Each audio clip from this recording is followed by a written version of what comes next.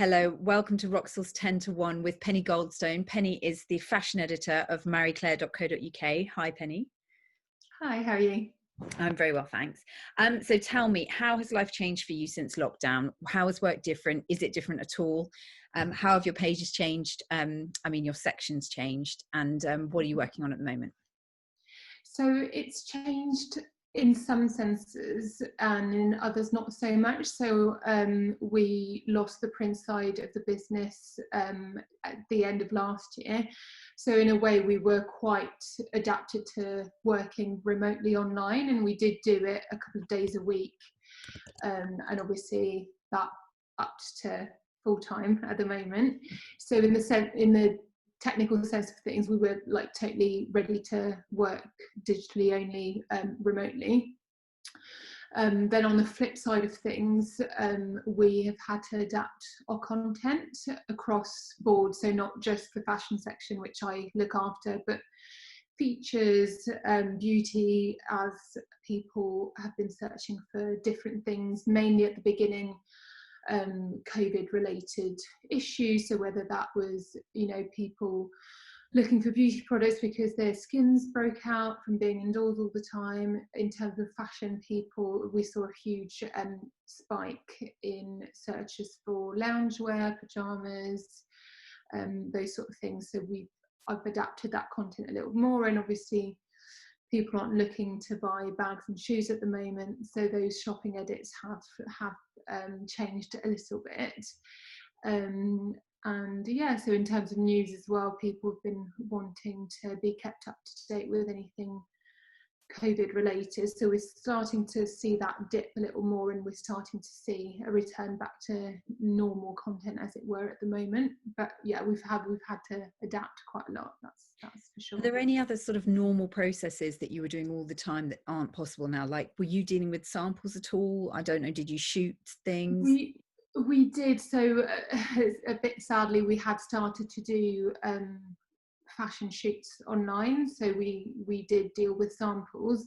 That has been parked a little bit at the moment, but we have started doing virtual beauty shoots, so we're hoping that once we figure out the logistics of getting fashion samples sent over, we can start doing fashion shoots again.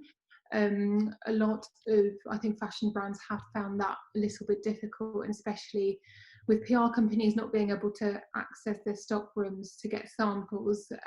But I think that's probably going to start changing again soon. So yeah, hopefully that will be a little bit easier. And it's the same with press days. That was essential with being in the office, is that we often went to press shows and press days and fashion shows to see the new collections in person. So that, and to be fair, a lot of brands have adapted very quickly to that. So a few of them have done virtual showrooms on Instagram or live. So that's been quite helpful. Yeah. Do you like things like that? Are there any innovations you've particularly enjoyed that stick out?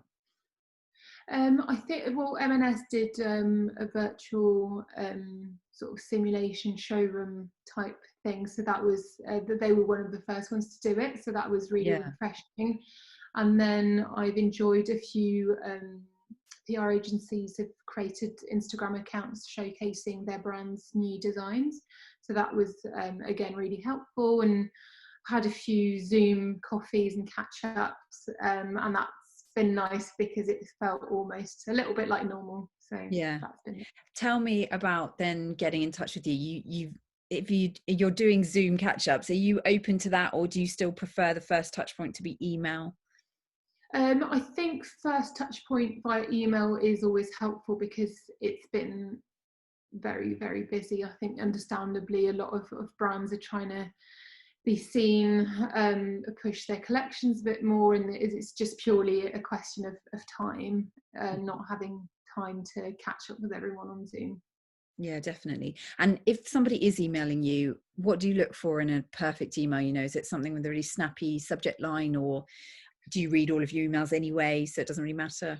I do read a lot of my emails. I will admit that when it's a very long email, I don't read it all. So definitely snappy is key. What I always look for inclusion online is high-res images, usually cut out images, so that's really helpful if I don't have to ask for those. So usually if they can send a WeTransfer link or a link to a Dropbox which has lookbook imagery and cut out imagery, that's a big plus because it saves me a lot of time. But generally speaking, just if it's snappy and it includes images, because sometimes I do get introduction emails with no images, and it's a shame because I can't tell what the brand looks like, and I don't always have the time to click through or Google the name myself. Sometimes it doesn't even include a link, so it sounds basic, but yeah, links, images, that sort of thing. Yeah. It sounds straightforward, but it's important. Tell me about your weeks now. So how does it work? Do you guys have a weekly meeting where you sort of sort out all the content, or is it daily? Do you ever stand up in the morning?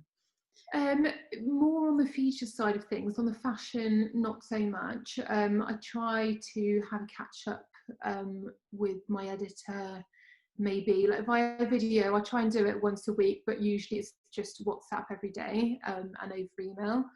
So what I tend to do is I'll message her every morning for the more time sensitive fashion news. Mm-hmm. And then I'll usually work a month in advance in terms of fashion features. So I'll send her a big list at the end of the previous month, and she'll just look through it and let me know what to go ahead with and what to work on a little bit more.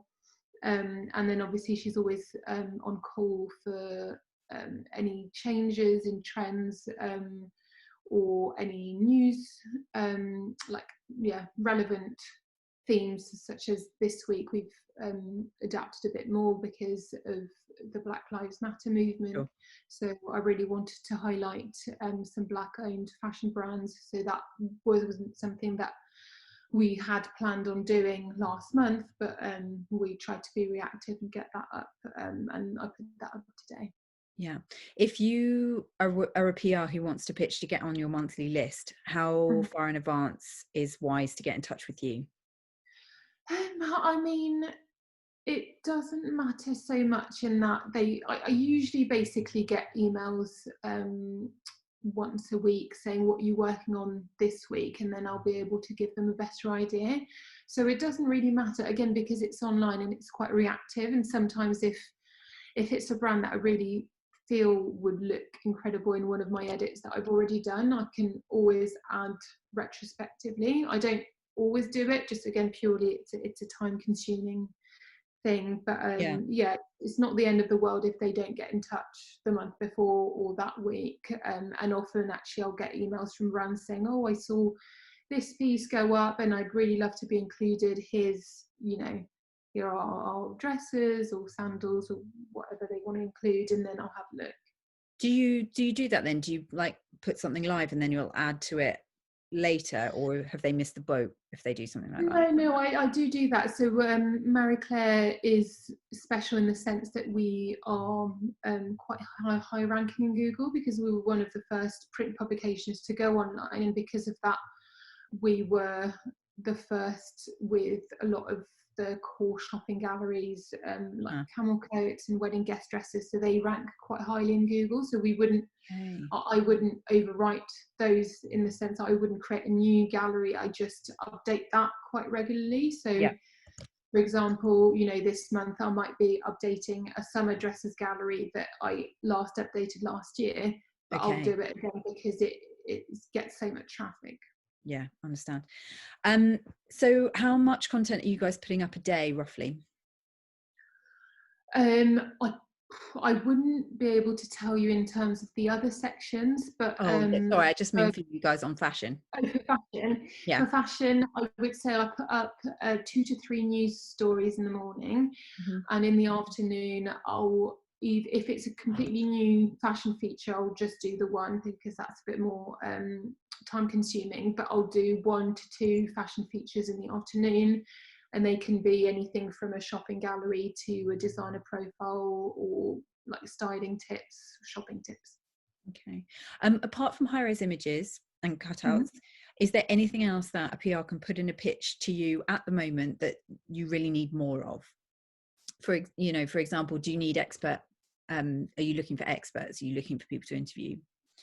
Yes, we're always looking for those, and at the moment specifically I am looking for experts to give comment on the future of shopping, and specifically how the pandemic will impact our shopping habits long term. Yeah, so interesting, Mm, isn't it? yeah. Exclusives, how important are they for you, or are you not interested in them at all? They are always a bonus, but not a prerequisite, definitely. I think it depends. Obviously, if it's like a celebrity fashion interview, then that would be ideal. But in terms of designer profiles or new launches, it's not necessary, no. No, brilliant. And the last one is, what is your biggest pet hate about PRs? What is something that they constantly do? You know, do you hate to be chased, or etc. etc.? You hit the nail on the head there. Sorry. Being chased is a big. Usually, if I try and get back to people straight away if it is interesting. If you've chased me 3 to 4 times, chances are I'm not interested. Yeah, And again, I get it. People, have targets to hit, but sometimes it's asking for a lot, and that's quite frustrating for me because I can't feature every single brand, and some brands that I do feature and then keep asking and asking for more, that again is quite tricky. So definitely, if you can, don't chase them more than twice. okay, brilliant. Thanks, Penny. Thanks so much for your time. Okay, thank you. I hope it's been helpful.